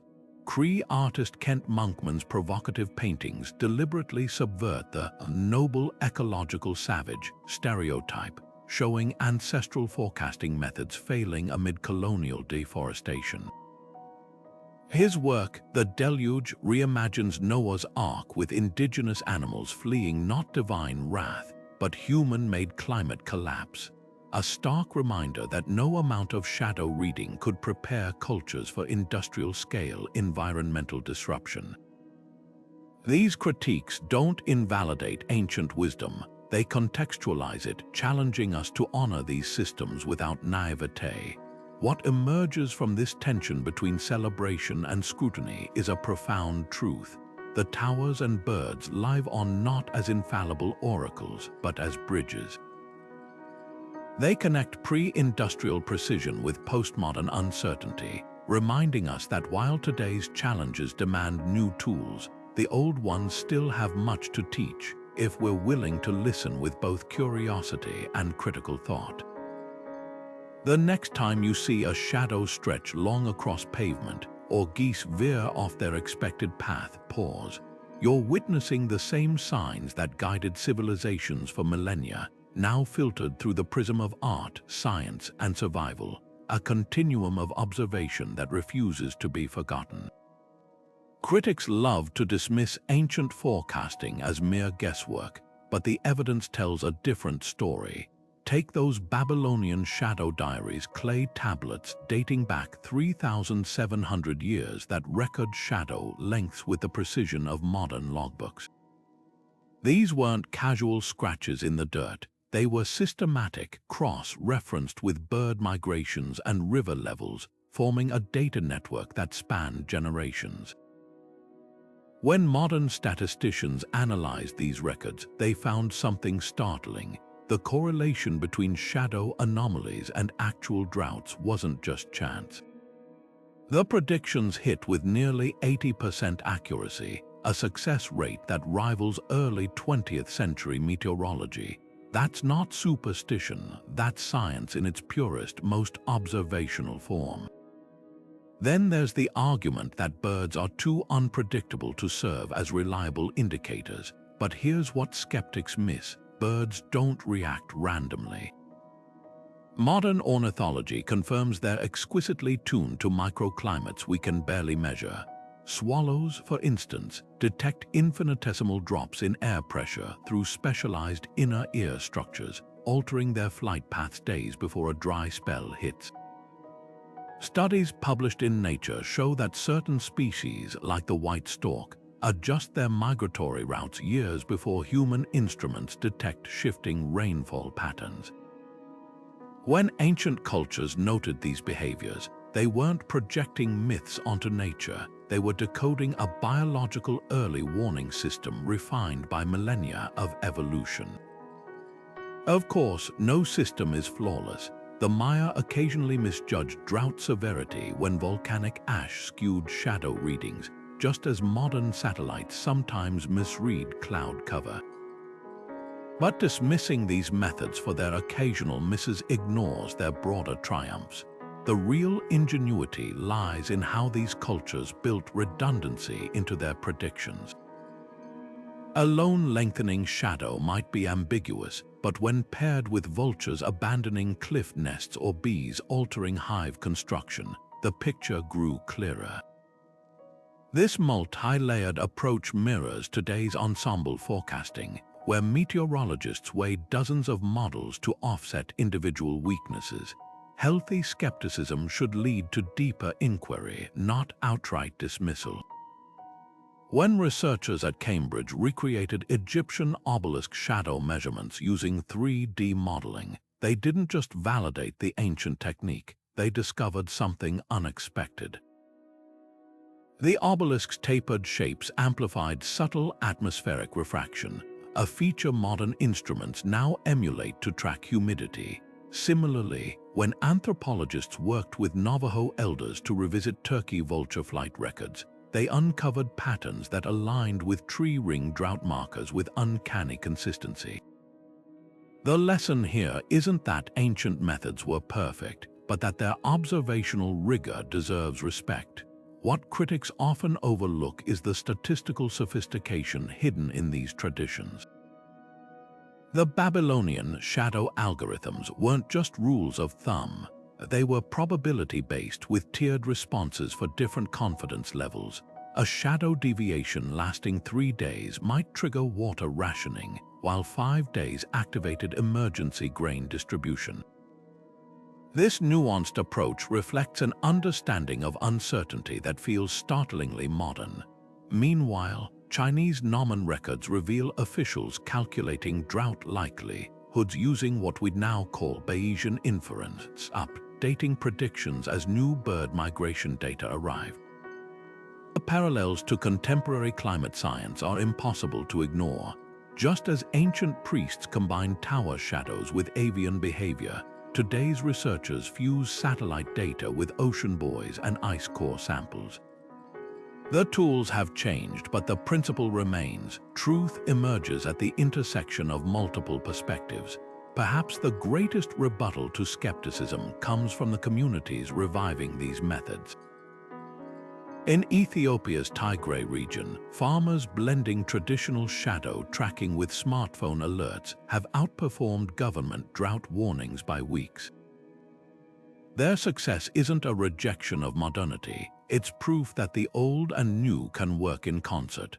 This isn't about romanticizing the past or rejecting progress. It's about recognizing that human ingenuity takes many forms. When a Babylonian priest tracked a Zigurate's shadow or a Maya scribe noted an absent hummingbird, they were doing the same thing a climate modeler does today, observing, recording, and seeking patterns in nature's chaos. The mediums differed: clay tablets versus supercomputers, but the curiosity and rigor were identical. As we face a climate future demanding every tool at our disposal, that's a truth worth remembering. Ancient civilizations faced droughts as part of Earth's natural rhythm cycles that unfolded over decades or centuries, giving societies time to adapt. The Maya tracked shadows and birds to anticipate dry spells that came like clockwork every few generations. The Babylonians prepared for droughts that followed predictable solar patterns. But today's climate disruptions tell a different story, one where the usual rhythms have been shattered. The droughts we face aren't just nature's pendulum swinging, they're the direct consequence of human hands turning up the heat on a planetary scale. The shadows still lengthen, the birds still change their flights, but the urgency behind these signs has intensified beyond anything our ancestors could have imagined. What's haunting isn't just the scale of the crisis, but how familiar the solutions feel. When the ancestral pueblones of Choco Canyon noticed their tower shadows warning of a coming dry spell, they didn't wait. They switched to drought-resistant crops like amaranth and sunflowers, crops that could thrive with less water. Today, farmers in California's Central Valley are doing eerily similar things, replacing water-intensive almonds with ancient grains like teff and sorghum, crops once cultivated by drought-resilient societies in Ethiopia and Sudan. The parallels go deeper. Just as the Nabateans of Petra carved intricate water capture systems into desert cliffs, modern engineers are reviving these very techniques in arid regions, using stone channels and underground cisterns to combat aquifer depletion. History isn't just offering warnings, it's handing us a toolkit. Yet there's a crucial difference. Ancient societies collapsed when they ignored or misread the signs. Think of the Akkadian Empire, whose unchecked irrigation turned fertile Mesopotamia into salted wasteland. But their failures were localized. Today, the stakes are planetary. When the Maya overestimated their drought predictions and exhausted their reservoirs, it doomed cities, not continents. Our missteps, by contrast, ripple across oceans and climates. The eerie twist: we have more data than ever, yet we're repeating the same fatal delay, prioritizing short-term gains over long-term survival. Satellite imagery shows us shrinking water tables in real time, yet groundwater is still pumped faster than rains can replenish it. Bird migration maps scream climate disruption, yet habitats vanish under concrete. We're the first civilization to watch our own collapse unfold in high definition and still hesitate. The lesson isn't just in the strategies, but in the mindset. Ancient societies that thrived, like the Khmer Empire with its sprawling Barre reservoirs, viewed water as a communal trust, not a commodity. Their survival depended on collective action. When shadow predictions signaled drought, entire cities mobilized to redistribute resources. Modern water wars, from the American Southwest to the Nile Delta, reveal what happens when that solidarity fractures, but glimmers of the old wisdom persist. In Rajasthan, India, villagers have revived thousand-year-old Joe-Had's earthen dams that capture monsoon rains, replenishing groundwater in regions written off as barren. In Cape Town, which nearly reached day zero in 2018, citizens slashed water use by 50% through shared sacrifice, echoing the communal discipline of Mesa Verde's cliff dwellers. The most profound parallel, though, lies in the power of observation. Ancient skywatchers didn't have IPCC reports, but they respected the signals woven into their environment. Today's climate scientists are the modern equivalents of those shadow-reading priests, except instead of tower silhouettes, they track CO2 curves and ice core bubbles. The data is different, but the imperative is the same. Heed the warnings before the warnings become catastrophes. As we turn to today's scholars, climatologists blending supercomputers with indigenous knowledge, agronomists resurrecting lost crops, we're not just studying history. We're rediscovering a language of survival, one that bridges the age of obelisks and the age of satellites. The question is no longer whether we'll notice the signs, but whether we'll act on them in time. Dr. Suzanne Simard, the renowned ethnoclimatologist who uncovered the hidden networks of forest communication, sees something revolutionary in these ancient forecasting methods. It's not just about predicting droughts, she explains, but about understanding ecosystems as living, interconnected dialogues. To her, the Mayan practice of correlating tower shadows with hummingbird behavior mirrors her own findings on mycorrhizal networks, where trees share resources through underground fungal pathways. Both systems reveal a truth modern science is only beginning to grasp. Nature's signals are conversations, not monologues. The brilliance, she notes, was in their humility. They didn't assume dominance over the environment, they listened to it. Harvard astrophysicist Dr. Avi Loeb brings a different lens, one trained on mathematical elegance. When he analyzed Babylonian shadow algorithms, he found startling sophistication. These weren't rough estimates, he observes. The Zigurate priests accounted for atmospheric refraction centuries before Snell's law quantified it. Their clay tablets, he argues, functioned like primitive supercomputers, processing multi-year climate cycles with recursive equations that modern programmers would recognize as early iterations of machine learning. We praise ourselves for big data, Loeb remarks, but the Babylonians were running regression analyses with sundials and bird migrations. For indigenous scholars like Dr. Kyle White, a citizen of the Citizen Potawatomi Nation and environmental justice expert, the stakes are even higher. This isn't just historical curiosity, he stresses. It's about climate reparations. When colonial systems dismissed native forecasting methods as folklore, they didn't just erase knowledge, they disabled vital survival tools.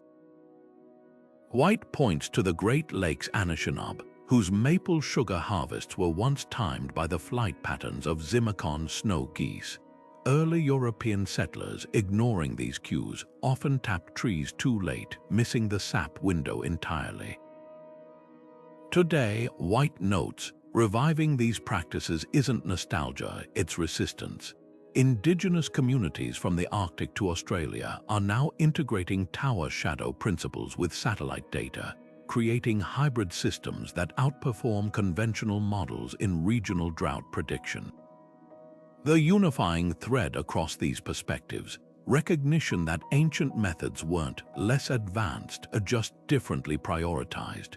Where modern meteorology excels at planetary scale modeling, traditional systems mastered hyperlocal precision. A Navajo rain chant might not predict global El Niño patterns, but it could tell you which mesa would retain springs during a dry spell. This complementarity is driving surprising collaborations. In the Peruvian Andes, Quechua elders work alongside NASA climatologists, comparing Say-was shadow records with Landsat imagery to track glacial retreat. In Norway, Sami reindeer herders blend ancestral snow observations with drone surveys to anticipate winter forage shortages. The most poignant validation comes from the land itself.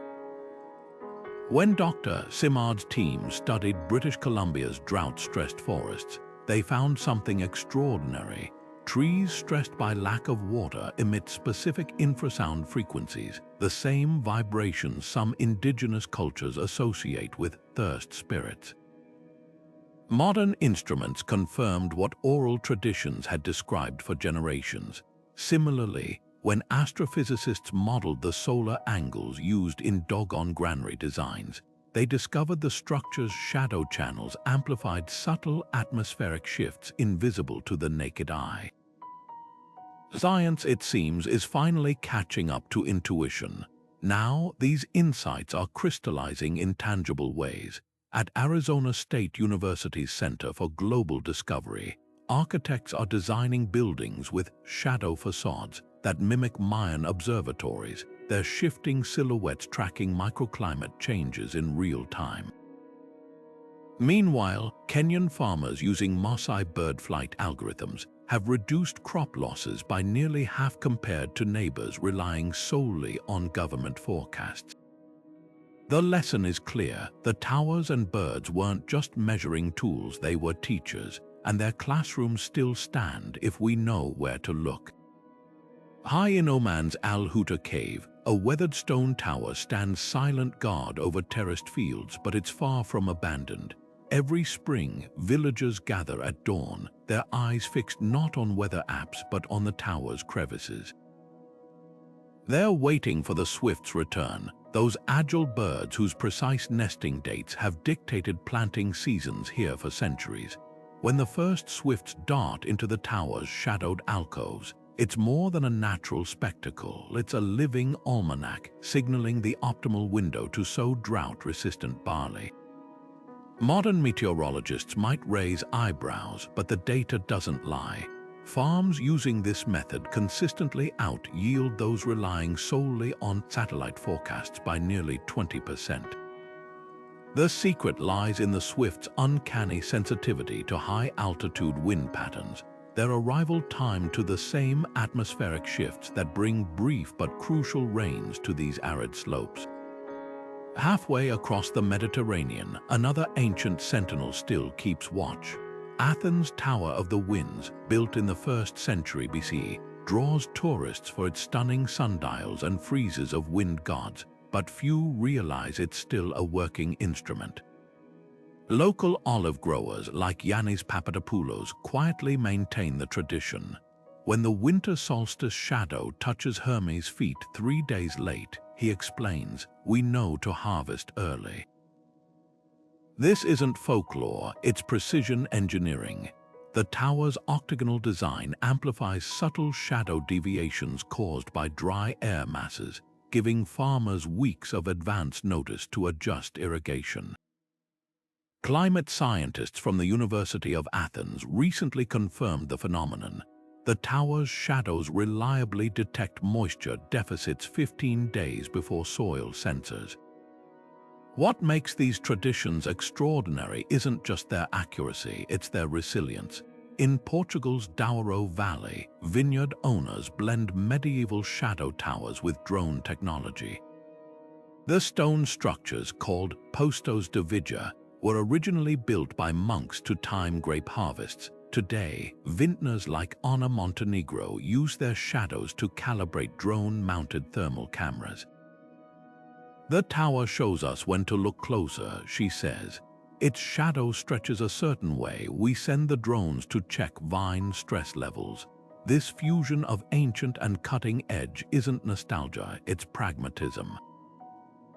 The towers provide the big picture context that hyperlocal drone data often misses, like how shifting Atlantic currents might affect an entire growing season. The real lesson of these living traditions lies in their adaptability.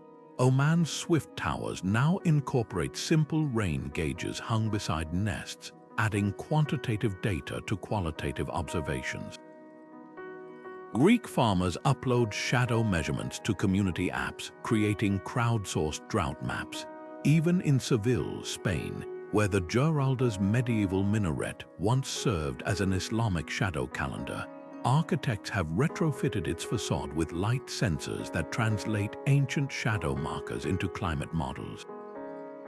These aren't museum pieces frozen in time, they're evolving tools, bridging generations of wisdom with contemporary needs.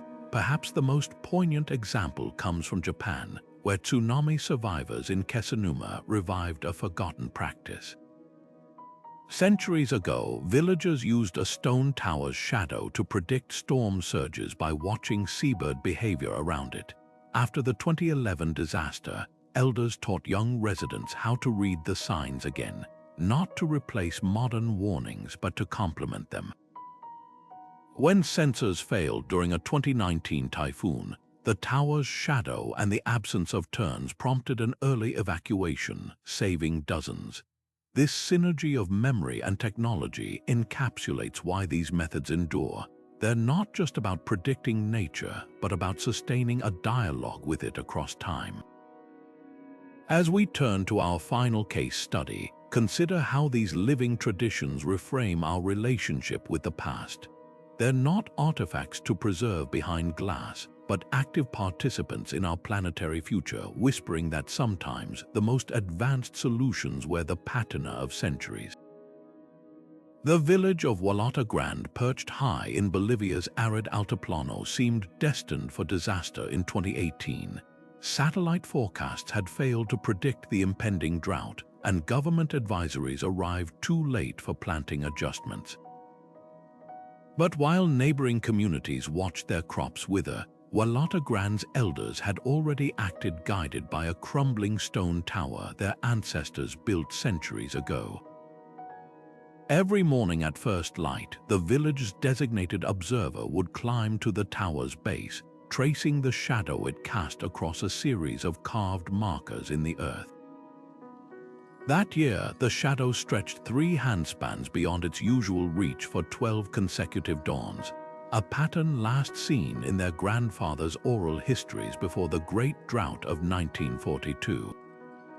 With this warning, the elders made a pivotal decision. They abandoned their usual potato crops and sowed entire fields with drought-resistant quinoa varieties preserved in seed banks for generations.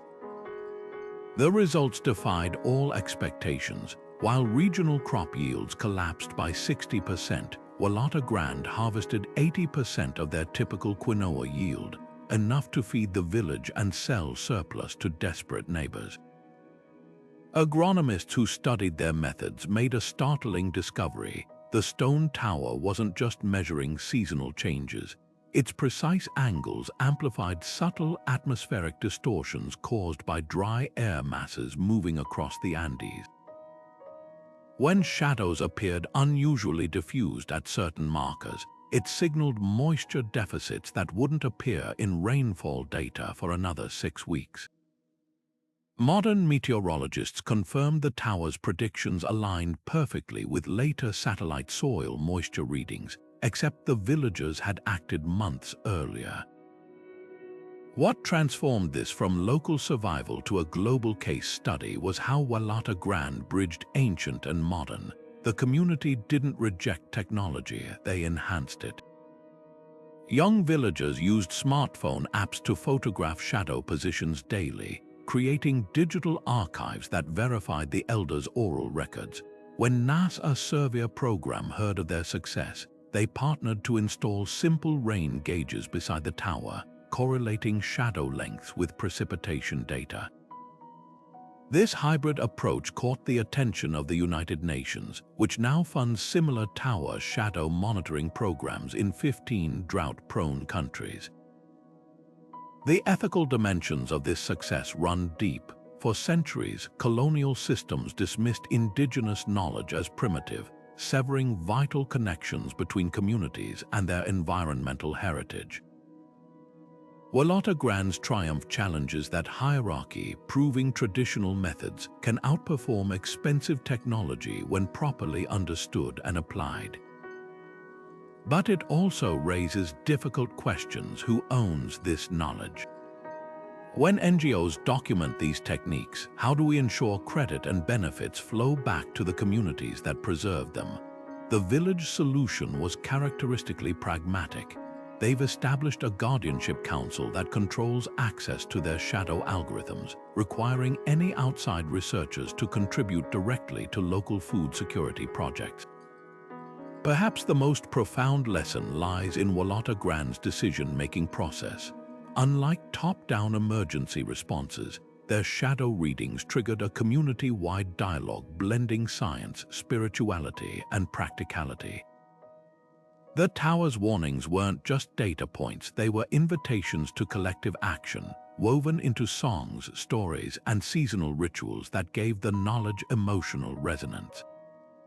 This cultural embeddedness, anthropologists suggest, may explain why the methods endured while modern weather stations in the region often fall into disrepair. The towers and shadows aren't external tools, they're living parts of a community's identity. As climate disruptions intensify, Walata Grande's story offers more than hope, it provides a template. Their success wasn't about choosing between ancient wisdom and modern science, but about creating a conversation where each makes the other stronger. The stone tower still stands, its shadow creeping across the markers each dawn, now observed by children trained in both smartphone photography and ancestral measurement techniques. In their hands, the future of forecasting may look surprisingly like its past, not as a rejection of progress, but as its wisest application. The resurgence of ancient forecasting methods brings with it an urgent ethical question: who truly owns this knowledge? When a Western scientist publishes a paper on Mayan shadow algorithms or Navajo bird migration patterns, the byline rarely includes the indigenous elders who preserved these traditions through generations of persecution and cultural erasure. This isn't just an academic oversight, it's a continuation of colonial extraction, where traditional wisdom is mined for its utility while its creators remain unrecognized. The traditional Ecological Knowledge Commons, a growing global initiative, offers a radical alternative. Rather than treating indigenous knowledge as free raw material, TK Commons requires that communities like the Quechua or Sami lead research partnerships, control data access, and receive direct benefits from any applications. In Norway, for instance, reindeer herders now hold patents on forecasting models derived from their ancestral snow observations, ensuring licensing fees support local schools and language revitalization. But proper credit is only the first step. The deeper challenge lies in respecting the cultural frameworks that give these methods meaning. To the Maya, shadow measurements weren't mere data points, they were dialogues with the god Chok, woven into ceremonies that reinforced communal bonds. When modern researchers reduce these practices to sterile algorithms, they strip away the very context that sustained them. Ethical collaboration means honoring these dimensions, whether it's securing ceremonial consent before studying Zuni turkey vulture traditions or compensating Navajo weavers when their drought-predicting textile patterns inspire climate-resilient architecture. The Pitjantjatjara people of Australia offer a powerful model. They've established two-way science partnerships where meteorologists work alongside elders, blending satellite data with songlines in a mutually respectful exchange. The stakes extend beyond fairness. When indigenous communities lose control of their knowledge, the world loses nuance no algorithm can replicate. Take the Maori Purakau narratives that link star movements to drought cycles. Their predictive power lies not just in celestial patterns, but in intergenerational storytelling rhythms that encode climate memory. A university team copying these star charts without the storytelling context might miss vital subtleties, like how certain star brightness variations correlate with ocean currents only when recounted during specific lunar phases. This is why the United Nations Declaration on the Rights of Indigenous Peoples now explicitly protects traditional knowledge systems as living cultures, not open-source databases. Commercial exploitation poses another minefield. When a California startup patented a drought prediction app based on Dogon granary designs without consulting Mali's elders, it wasn't just unethical, it was scientifically flawed. The app failed to account for microclimatic variations the Dogon track through oral histories, leading farmers relying on it to overplant during dry years. Backlash from such missteps has spurred new accountability measures, like the Indigenous Science License developed by First Nations in Canada, which ties research access to binding agreements on profit sharing and cultural oversight. Looking ahead, the principles guiding this knowledge revival could reshape how humanity confronts the climate crisis. Imagine a future where meteorological institutes employ shadow reading specialists trained in both astrophysics and ancestral Puebloan petroglyph interpretation. Where urban planners consult not just flood maps, but elders who remember which oak trees survived the droughts of their grandparents' era. This isn't about rejecting modernity, it's about recognizing that the most resilient systems emerge when all ways of knowing converse as equals. The towers and birds have carried their messages for millennia. Now it's our turn to listen, not just to their predictions, but to the people who kept their wisdom alive against all odds. At a Stanford research lab, an artificial intelligence named Ziusudra, after the Babylonian flood sage, is quietly rewriting climate science. But this AI doesn't just crunch satellite data. It's been trained on something far older. Thousands of cuneiform tablets documenting shadow lengths from Mesopotamian Zigurates. By cross-referencing these ancient measurements with modern drought records, the algorithm has uncovered patterns invisible to conventional models, like how specific shadow distortions at Ur's Great Zigurate reliably preceded multi-year dry spells by 14 months. What's revolutionary isn't just the discovery, but the method. The AI treats each clay tablet entry with the same weight as a NOAA satellite reading, creating a climate dataset stretching back 3 millennia rather than just decades. This fusion of antiquity and algorithms is spreading globally. In Peru, Quechua elders are collaborating with MIT engineers to digitize Saywa shadow markers using LiDAR, transforming stone columns into 3D models that predict El Niño events with 90% accuracy. Meanwhile, Cornell ornithologists have trained neural networks to analyze millennia of indigenous bird migration records alongside real-time bird submissions. The system flagged altered swallow routes in 2022 that conventional models missed, a shift later confirmed as early evidence of the megadrought now gripping the American Southwest. These aren't just high-tech upgrades to old methods. They're bridges across time, allowing ancestral knowledge to converse with supercomputers. The most unexpected innovation comes from citizen science. Apps like ShadowNet and Avian Oracle turn everyday observations into climate data goldmines. Picture a farmer in Turkey photographing a minaret's shadow at noon, or a schoolgirl in Kenya logging hornbill sightings. Their contributions feed AI systems that compare modern patterns with ancient baselines. Unlike traditional apps that passively collect data, these platforms educate users in real time. Spot a vulture circling unusually low. The app instantly shows how similar behavior correlated with droughts in 16th century Ottoman records. This creates what researchers call distributed elder knowledge, a global network where anyone with a smartphone can help read nature's subtle cues. Critics argue these hybrid systems risk reducing indigenous knowledge to mere data points, stripping away cultural context. But projects like the Maori-led Weather Whispers initiative prove otherwise. Their AI doesn't just process star and bird observations. It requires users to learn accompanying Purakaw stories that encode critical nuances. A star position might indicate drought only when mentioned alongside specific ancestral narratives about fish scarcity.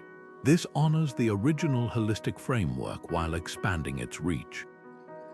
Similarly, Navajo researchers have developed augmented reality tools that overlay ancient petroglyph interpretations onto desert landscapes, teaching new generations to read drought signs the way their ancestors did, not through screens but through the land itself.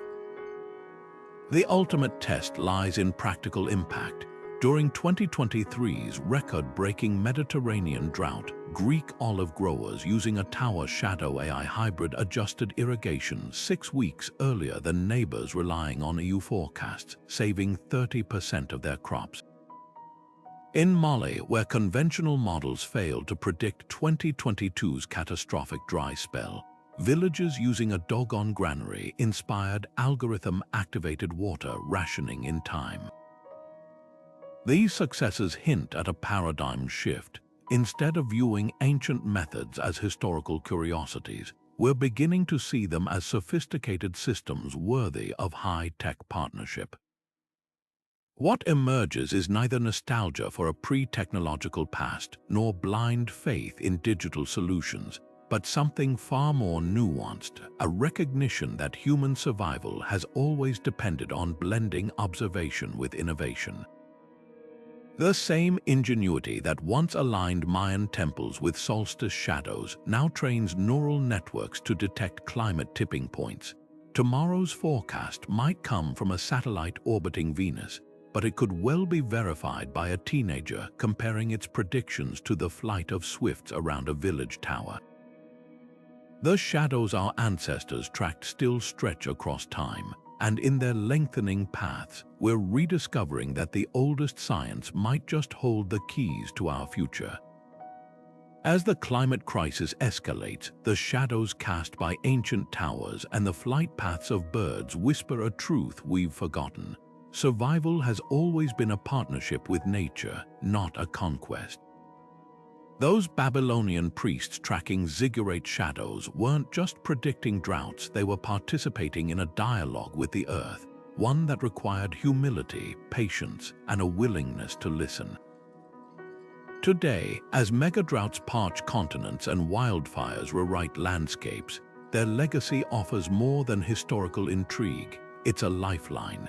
The principles they mastered, observation, adaptation, and cross-referencing natural signals, are the very tools we need now, not as replacements for modern science, but as its allies. Consider the quiet revolution unfolding in backyards and research labs alike. A California homeowner plants a simple stake in her garden, tracking its shadow like a 21st century kid knew, while across the world, Quechua farmers integrate smartphone apps with 1,000-year-old Saywa stones. This isn't nostalgia, it's resilience. The Maya didn't have satellites, but their tower alignments detected atmospheric changes we now spend millions to measure. The Dogon lacked spectrometers, yet their granary shadows revealed climate patterns our supercomputers are only beginning to decode. The irony is profound. The more advanced our technology becomes, the more we circle back to these ancient truths, realizing they weren't primitive but precocious. What makes these methods endure isn't just their accuracy, it's their philosophy. Modern meteorology often treats nature as a puzzle to solve, while indigenous forecasting saw it as a conversation to join. When Navajo elders read turkey vultures' flight or Zuni farmers studied shadow angles, they weren't extracting data, they were sustaining a relationship. This distinction matters now more than ever. Climate solutions rooted solely in technology risk becoming brittle, while those woven with traditional wisdom like Peru's revived water capture systems or Kenya's hybrid bird migration alerts bend but don't break. The towers and birds were never just tools, they were teachers, reminding us that true sustainability begins with reverence. Your turn to join this lineage starts simpler than you might think. Plant that stake in your yard or spend a morning noting which birds visit your feeder and when. The goal isn't to become an overnight oracle, but to retrain your gaze, to see the world as those ancient observers did, where every shadow's stretch and every altered flight path tells a story. Share what you notice, your observations, however small, add threads to a global tapestry of renewed ecological literacy. The like and subscribe buttons below aren't just metrics, they are how we signal that this dialogue between past and present deserves to grow. So tell us in the comments, what shadows or wings have caught your eye lately? The next chapter of humanity's climate story will be written by those who remember how to